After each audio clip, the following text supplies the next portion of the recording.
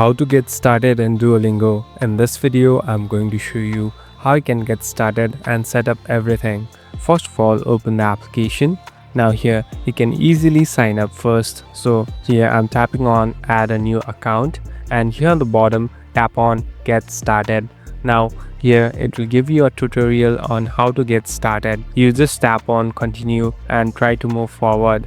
Here tap on continue again.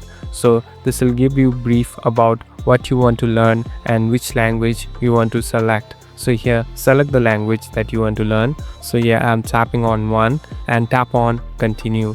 Here you'll be able to find out which level you are in and tap on the level that you want to equip or start from. So here choose the platforms, and accordingly you'll be able to set up and start learning a new language easily in no time. Thank you for watching this video. I hope this video will help you.